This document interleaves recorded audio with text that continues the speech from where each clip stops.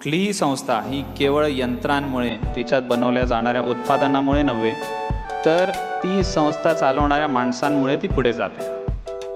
आणि that highlights third initiative, ज्याच्याबद्दल लक्ष्मण सरांनी ऑलरेडी खूप छान विस्ताराने माहिती दिली. ते इनिशिएटिव्ह आहे स्त्री शक्ती.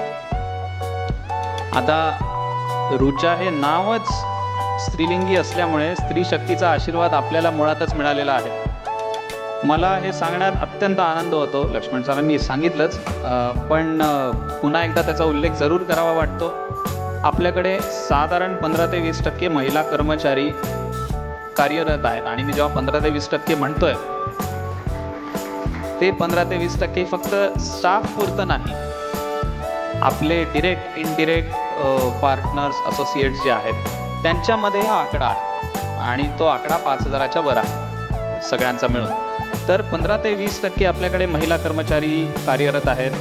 हे प्रमाण लवकरच आपल्याला 35% इकडे घेऊन जायचं आहे. हे ऑलरेडी लक्ष्मण सरांनी सांगितलं आहे. आणि त्याच्यातून खूप छान छान इनिशिएटिव्ज हे आपण राबवत आहोत. सशक्तीचा त्यांनी उल्लेख केला. या सशक्ती उपक्रमातून महिलांच्या सुरक्षिततेपासून आत्मविश्वास आणि नेतृत्व विकासापर्यंत सातत्याने आपले प्रयत्न चालू आहेत.